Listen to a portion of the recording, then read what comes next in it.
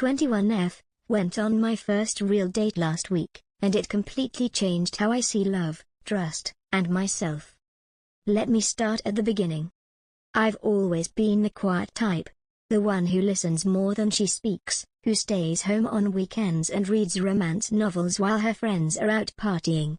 I've never dated, not because I didn't want to, but because I didn't think someone would ever see me like that. Then I met him. Aiden, 24M.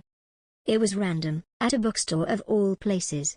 I was flipping through a poetry collection when he leaned over and said, "That one wrecked me for 2 weeks. Read at your own risk." I laughed. We started talking. He had this calm, confident energy that didn't feel fake. He asked questions, actually listened, and made me feel like I wasn't invisible. Before I knew it, we'd been talking for nearly 40 minutes. As I was about to leave, he said, "Would it be weird if I asked for your number?" It was the softest, most respectful ask I'd ever heard.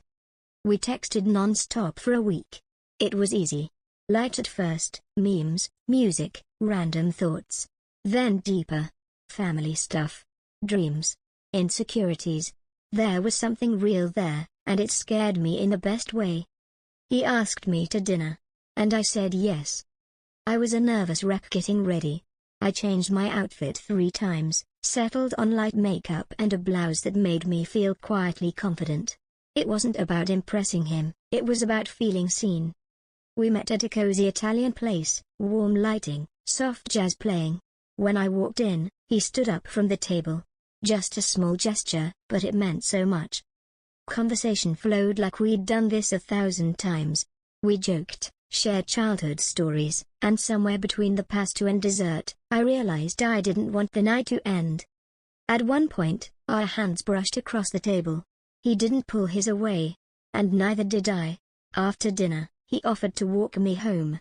The night was quiet, the air just cool enough to make me notice how close he stood. We didn't talk much. Just small glances, soft laughter, and the kind of silence that doesn't feel awkward, it feels full. When we reached my door, he hesitated. "I don't want to mess this up by moving too fast," he said. I looked up at him and said quietly, "Then don't move fast." He smiled. "But I can still kiss you, right?" That kiss, slow, deep, unhurried, felt like the kind you only read about. And when I invited him inside, it wasn't out of pressure or expectation. It was a choice. My choice. Inside, we barely spoke. We didn't need to. That kiss never really stopped. It just deepened. Soft touches turned into something more, a shared language of trust, care, and desire. No rush. No game. Just 2 people discovering each other with patience and intent.